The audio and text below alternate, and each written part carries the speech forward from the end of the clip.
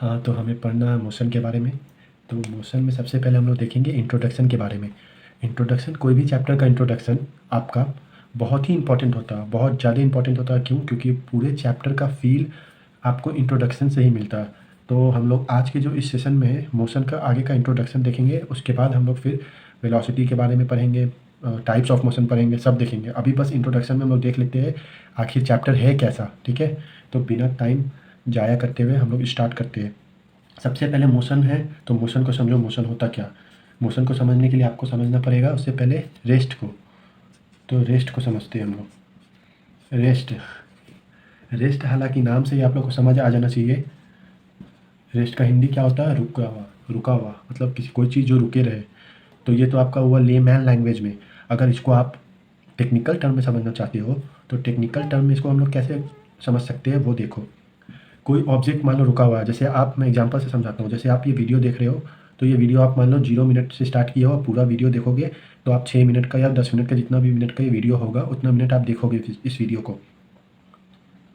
तो जब आप वीडियो देखोगे, तो जब आप वीडियो स्टार्ट करोगे और जो वीडियो एंड करोगे, तो आप एक ही पोजीशन पे बैठे रहोगे। अपनी पोजीशन, ऐसा तो नहीं है कि आप अपनी वीडियो स्टार्ट किए 0 मिनट पे तो आप मान लो किचन में हो, और जब वीडियो एंड कर रहे हो तो आप डाइनिंग टेबल में चले गए या डाइनिंग हॉल में चले गए। ऐसा तो है नहीं। या स्टडी रूम से वीडियो स्टार्ट किया और बाथरूम में एंड किया, ऐसा तो है नहीं। आप स्टडी रूम से वीडियो स्टार्ट करोगे और स्टडी रूम में ही एंड करोगे। तो इससे क्या समझ में आ रहा है कि आप रेस्ट में हो। अब इसको टेक्निकल टर्म में हम लोग कैसे समझेंगे? हम लोग टेक्निकल टर्म में इसको ऐसे समझेंगे कि कोई भी ऑब्जेक्ट, ध्यान से सुनो, कोई भी ऑब्जेक्ट टाइम के बीतने के साथ अपनी पोजीशन नहीं चेंज करे। मतलब if the object does not change its position with respect to time, ठीक है, और विथ चेंज इन टाइम। अगर टाइम के चेंज होने के साथ कोई ऑब्जेक्ट अपना पोजीशन नहीं चेंज कर रहा है तो इसको हम लोग कहते हैं टेक्निकल टर्म में वो ऑब्जेक्ट रेस्ट में है। इसी का जस्ट उल्टा मोशन। इससे हम लोग एग्जांपल लेते हैं। मान लो आप माइकल जैक्सन के फ़ैन हो, ठीक है, और आप डांस करते हुए वीडियो देख रहे हो मेरा। तो जब आप स्टडी रूम में वीडियो ऑन किए, उसके बाद डांस करते करते आप पहुंच गए बेडरूम में, तो ये टाइम कितना हुआ लगा? वीडियो जितना मिनट का, मान लो 10 मिनट का वीडियो था, तो आपने 0 मिनट में स्टार्ट किया और 10 मिनट में आपकी पोजीशन दूसरी हो गई। यहाँ फर्स्ट पोजीशन, यहाँ सेकंड पोजीशन। तो इससे क्या समझ में आया कि टाइम के चेंज होने के साथ आपने अपना पोजीशन भी चेंज कर लिया। मतलब आप क्या हो? मोशन में हो। As simple as that. तो इससे हम लोग क्या समझते हैं कि जो object, if the object changes its position with respect to time और विथ चेंज इन टाइम, तो उसको हम लोग क्या बोलेंगे? वो ऑब्जेक्ट या वो पर्सन मोशन में है। ये तो हुआ मोशन का ब्रीफ डिस्कशन। अब हम लोग देखेंगे पोजीशन। मैं यहाँ पे टेक्निकल टर्म यूज किया हूँ, पोजीशन। तो थोड़ा सा हम लोग पोजीशन को समझने की कोशिश करेंगे, ठीक है। मैं इसको इरेज करता हूँ। उसके बाद हम लोग थोड़ा सा पोजीशन के बारे में समझने का कोशिश करेंगे। यहाँ पे मैं समझाता हूँ पोजीशन के बारे में। ये सब मैं नोट, आप लोग मतलब वो मत करो, टेंशन मत लो। मैं ये सब का डेफिनेशन भी अभी लिखवाऊँगा, सब नोट करवाऊँगा। अब पोजीशन को हम लोग समझने के लिए देखो, मैं बता रहा हूँ आपको। पोजीशन मतलब क्या कि आप किसी चीज़ का पोजीशन बताओ, मतलब कोई चीज़ कहाँ पे है उसको बताओ। मान लो मैं आपसे पूछा कि आपका नाम है श्याम या राम, लो आपका नाम है राम, मेरे को राम का पोजीशन जानना है। तो राम का पोजीशन मेरे को जानना है, तो मैं आपसे पूछ रहा हूँ, तो आप क्या बोलोगे? राम कहाँ पे? अभी राम है बोर्ड पे। बोर्ड पे है, लेकिन बोर्ड पे कहाँ है? बोर्ड पे यहाँ है, सेंटर में है, लेफ्ट में, राइट में है। ये हम लोग कैसे बताएंगे? ये बताएंगे हम लोग रेफरेंस से। अगर हम लोग को रेफरेंस पता होगा तभी तो हम लोग बता सकते हैं राम मेरे से इतना मीटर दूर है, तब तो उसकी एग्जैक्ट पोजीशन पता चली। विदाउट रेफरेंस हम लोग कैसे बता सकते हैं राम की पोजीशन कहाँ है? तो ये रेफरेंस पॉइंट का होना इंपॉर्टेंट है। अब ये रेफरेंस पॉइंट जनरली हम लोग क्या करते हैं? ओरिजिन ले लेते हैं। ओरिजिन, ठीक है। ये रेफरेंस पॉइंट हम लोग जनरली ओरिजिन को ले लेते हैं, जिससे हम लोग की कैलकुलेशन ईजी हो। जैसे एक्स एक्सिस और वाई एक्सिस कोई प्लेन है, तो यहाँ अगर ओरिजिन पे अगर आप लोग रेफरेंस ले लेते हो तो कोई पॉइंट का पोजीशन बताना कितना आसान है। अगर आप मान लो कोई एक बंदा है, वो ओरिजिन को ना लेके रेफरेंस, वो किसी सर्टेन पॉइंट पी को रेफरेंस ले लेता है, तो उसको ए का पोजीशन बताने के लिए वेक्टर को सॉल्व करना पड़ेगा, उसके बाद वो पोजीशन बता पाएगा। समझ रहे हो मेरी बात को? तो इसीलिए ओरिजिन को हम लोग लेते हैं फॉर आवर कन्वीनियंस, और कुछ नहीं। तो पोजीशन के बारे में और ये रेस्ट और मोशन के बारे में हुआ। इसको इरेज करके मैं उसका डेफिनेशन लिखता हूँ। उसके बाद हम लोग देखेंगे टाइप्स ऑफ मोशन, ठीक है। तो ये मैंने लिख दिया आपका डेफिनेशन, इसको मैं एक बार पढ़ देता हूँ। रेस्ट का क्या है? When object does not change its position with respect to time. Motion का क्या है? It is basically change of object's position with respect to time, ठीक है। अब टाइप्स ऑफ मोशन देखने से पहले हम लोग थोड़ा सा समझते हैं आपका मोशन। जैसे कोई कोई मोशन ऐसा होता है जो आप लोग रियल लाइफ में आप लोग देखते होगे अपने घर के आसपास। जैसे आप फिश को देखते होगे स्विम करते हुए, या बर्ड्स को देखते होगे उड़ते हुए, एरोप्लेन को देखते हुए फ्लाई करते हुए। कोई कोई आपका होता है पोजीशन मोशन ऐसा जो आप नहीं देख सकते हो। जैसे मोशन आपका एयर का हुआ, एयर फ्लो करती है, वो आप नहीं देख पाते हो लेकिन एयर फ्लो करती है ना। तो हम लोग, ये तो हुआ आपका कॉमन बात जो आप लोग देखते हो। अब देखो आप लोग टाइप्स ऑफ मोशन, तो मैंने क्या लिखा, motion M in 2D, motion in 2D and motion in 3D। जो 2D में भी मोशन होता है, 3D में भी मोशन होता है। 3D का मोशन आप लोग को बेसिकली हायर क्लास में पढ़ना होता है। 2D का मोशन हम लोग यहाँ पे देखेंगे। वैसे हम लोग इसका भी मोशन देखेंगे, 3D का भी कुछ कुछ मोशन मैं बताऊंगा आप लोग को क्या क्या होता है, उसका कैसे मोशन होता है। थोड़ा सा इस आप लोग ये डेफिनेशन नोट कर लो, उसके बाद मैं इरेज करता हूँ बोर्ड को। उसके बाद हम लोग देखते हैं 2D का मोशन, 3D का मोशन और टाइप्स ऑफ मोशन, उसके नोमेनक्लेचर को। ठीक है, चलो आई होप आपने नोट कर लिया होगा। तो मैं इसको इरेज करता हूँ अब। हाँ, तो यहाँ हम लोग कुछ टाइप्स ऑफ मोशन लिखे हैं। तो इसमें सबसे पहला है लीनियर मोशन, सेकंड है रोटेशनल मोशन, थर्ड है सर्कुलर मोशन, फोर्थ है आपका, दिख नहीं रहा होगा आपको अच्छे से, हाँ ये देखो ऑक्सीलेटरी मोशन, और फिफ्थ है आपका वाइब्रेटरी, और ये वाइब्रेशनल कुछ भी बोल सकते हो ये मोशन, और आपका लास्ट वन है हेलिकल। और भी टाइप के मोशन होते हैं। जब आप लोग जैसे जैसे हायर क्लास में जाओगे, जब मोशन के बारे में पढ़ोगे, तो और भी मोशन आपके इंक्लूड होते रहेंगे।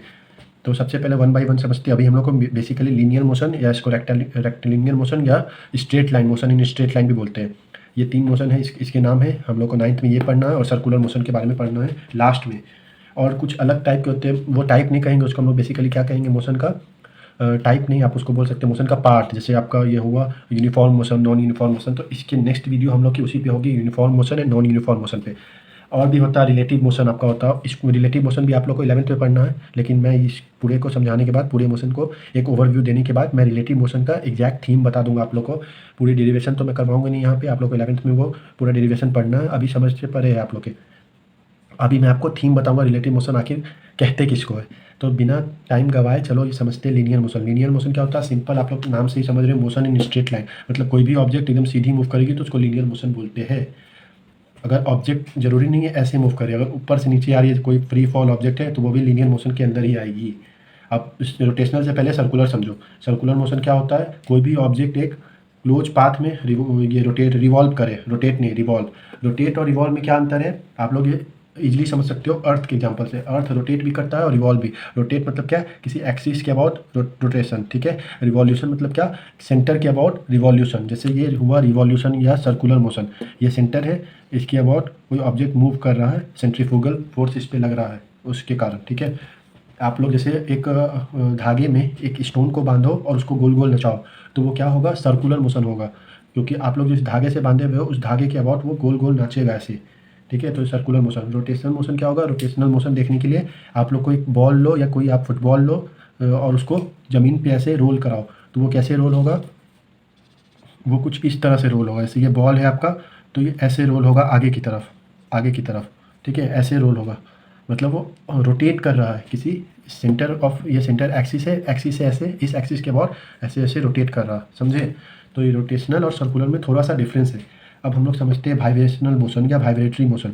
तो वाइब्रेशनल मोशन आप लोग को नाम से समझ में आ रहा होगा कि इसमें वाइब्रेशन होगा। जैसे आप लोग, जैसे हर में आप लोग समझ सकते हो, मैं मेरे यहाँ एक एग्जांपल है, ये मैं पेन का एग्जांपल लेके समझाना चाहता हूँ आप लोग को। जैसे ये आप लोग पेन है, ऐसे इसको लाइटली पकड़ो और ऐसे हिलाओ, हिलाओगे तो इसमें थोड़ा ना थोड़ा वाइब्रेशन आएगा। इसको आप अच्छे से समझ सकते हो। आप लोग कोई स्टील की रॉड लो, ठीक है, लंबी रॉड, और उसको नीचे से पकड़ के ऐसे हिलाओ तो उसमें एक वाइब्रेशन होगा ऐसे। तो उस वाइब्रेशन को क्या बोलते हैं हम लोग, वाइब्रेशनल मोशन। इसके बाद हम लोग समझते हैं ऑक्सीलेटरी मोशन। ऑक्सीलेटरी मोशन क्या होता है, आप लोग एक बड़ी, मतलब पहले के टाइम में, अभी भी बहुत सारे घर में ऐसी घड़ी आती है जिसके नीचे एक पेंडुलम लटके रहता है।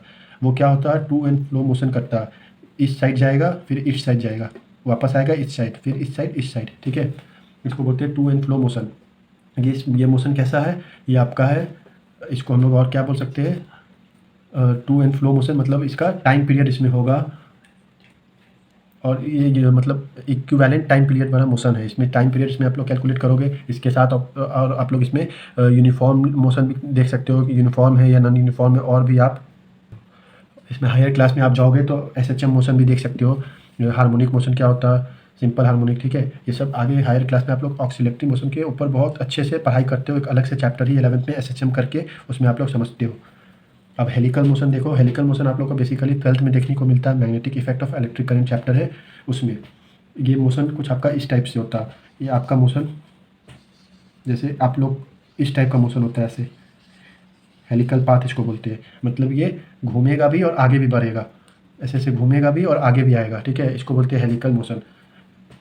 एक कोई ऑब्जेक्ट है वो सर्कुलर मोशन में भी है, या इसको 3D में लोगे तो आप रोटेशन में भी कर रहा है, रोटेट भी कर रहा है और आगे भी आ रहा है, मतलब लीनियर मोशन भी है उसका, तो इसको हम लोग बोलते हैं हेलिकल पाथ या हेलिकल मोशन।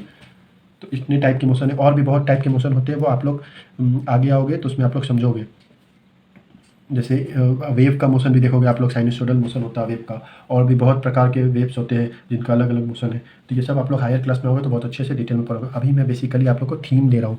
थीम किस लिए दे रहा हूँ, जिससे आप लोग को पूरा चैप्टर का समरी समझ में आए, तो आप लोग को चैप्टर पढ़ने में इंटरेस्ट आएगा, ठीक है। बेसिकली इंट्रोडक्शन का यही पर्पस होता है कि सारे चैप्टर का आप लोग को ओवरव्यू देना।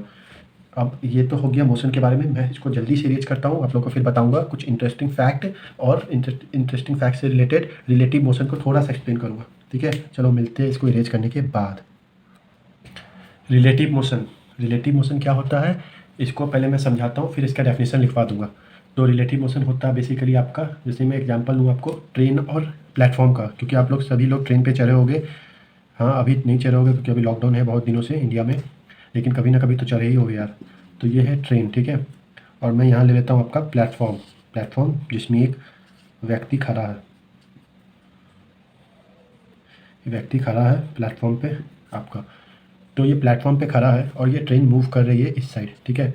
तो ये जो व्यक्ति खड़ा है प्लेटफॉर्म पे, इसको क्या लगेगा कि यहाँ पे मान लो एक पर्सन यहाँ बैठा हुआ है, एक पर्सन यहाँ, एक पर्सन यहाँ और एक पर्सन यहाँ, 3 पर्सन बैठे हुए। तो इस व्यक्ति को क्या लगेगा, ये तीनों पर्सन मूव कर रहे हैं। लेकिन इस ट्रेन के अंदर जो ये तीनों पर्सन बैठे हुए हैं, ये तो आपस में इनको लगेगा कि मैं रेस्ट में हूँ। समझ रहे हो बात। ये पर्सन मान लो सेंटर वाला पर्सन अपने लेफ्ट पर्सन और राइट पर्सन को देखता है, तो इसको लगेगा कि अरे ये दोनों तो रेस्ट में है, ये पर्सन मूव कर रहा है, बाहर का पर्सन पीछे की तरफ मूव कर रहा है इस साइड। लेकिन इस पर्सन को क्या लग रहा है कि ट्रेन आगे मूव कर रही है, उसके साथ साथ ये तीनों पर्सन आगे मूव कर रहा है। तो ये क्या हुआ, रिलेटिव मोशन हुआ। इसके रिलेटिव में हम लोग देख रहे हैं, इसको एज ए रेफरेंस ले रहे हैं तो हम लोग को लग रहा है ये मूव कर रहा है। अगर सेंटर वाले पीपल को एज ए रेफरेंस लेंगे तो हमें लगेगा ये मूव कर रहा है, ठीक है। इसी को हम लोग बोलते हैं रिलेटिव मोशन, एक दूसरे के रिलेटिव में काम हो रही है। जैसे आप अर्थ पे हो और यहाँ कोई मून पे बैठा है, मून पे बैठ के आपको देख रहा है, तो उसको लगेगा सारे लोग मूव कर रहे हैं। लेकिन अभी हम लोग आसपास अपने लोग को देखते हैं तो वो लोग हमें रेस्ट में दिखते हैं। तो जब हम लोग मून के रिस्पेक्ट में देखेंगे तो हमें सब कोई मोशन में दिखेंगे। जब लेकिन हम लोग अर्थ के रिस्पेक्ट में या खुद के रिस्पेक्ट में देखेंगे तब हमें सब कोई रेस्ट में दिखेंगे। तो इसी प्रिंसिपल या इसी फेनोमेना को हम लोग बोलते हैं रिलेटिव मोशन। इसका पूरा एक्सप्लेनेशन, पूरा आपका न्यूमेरिकल, पूरा डेरिवेशन आप लोग को 11th में करना होता है, जिसमें आप लोग को वेलोसिटी दोनों की दी रहती है। वेलोसिटी जब अपोजिट डायरेक्शन में जाएगी तो ऐड होगा या सब्ट्रैक्ट होगा, वेलोसिटी सेम डायरेक्शन में ऐड होगा या सब्ट्रैक्ट होगा, ये सब पढ़ना होता है। अभी उतना डीप डिस्कशन नहीं करेंगे क्योंकि हम लोग के सिलेबस में है भी नहीं, और आप लोग 11th में होगा तो आप लोग को पढ़ना ही है। इतना ही आप लोग समझ लोगे 9th में, वही आप लोग का मोर देन सफिशिएंट है। तो रिलेटिव मोशन तो ये हुआ आप लोग का। इसका डेफिनेशन लिखना है तो आप लोग ऐसे लिख सकते हो, मोशन पेन, आप लोग थोड़ा ऐसे लैंग्वेज में लिख सकते हो। When we saw the person sitting next to us inside train, जो मैं एक्सप्लेन किया हूँ वही आपको लिखवा रहा हूँ। Is at rest and person who is at platform is moving. This phenomena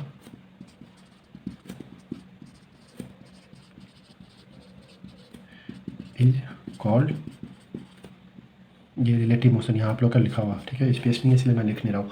is called relative motion. ये इसका इतना डेफिनेशन आप लोग को पूछता नहीं है 9th में, वो तो मैं आप लोग को इसीलिए लिखवा दिया कि आप लोग के नोट में रहेगा, तो आप लोग पढ़ोगे इसको तो आप लोग एक बार क्लियर विजन आप लोग का आ जाएगा। और 11th में जब वापस से आप ये टॉपिक पढ़ोगे तो आपको ऐसा नहीं लगेगा कि ये टॉपिक आप लोग के लिए नया है, आप लोग फैमिलियर रहोगे इस टॉपिक से, ठीक है। तो ये वीडियो को यहीं एंड करते हैं, ज़्यादा लंबा नहीं करते हैं। तो थैंक यू सो मच ये वीडियो देखने के लिए। अब हम लोग नेक्स्ट इसमें पढ़ेंगे आपका मोशन इन स्ट्रेट लाइन, उसके बाद हम लोग पढ़ेंगे uniform motion and non uniform motion, ठीक है। चलो थैंक यू सो मच।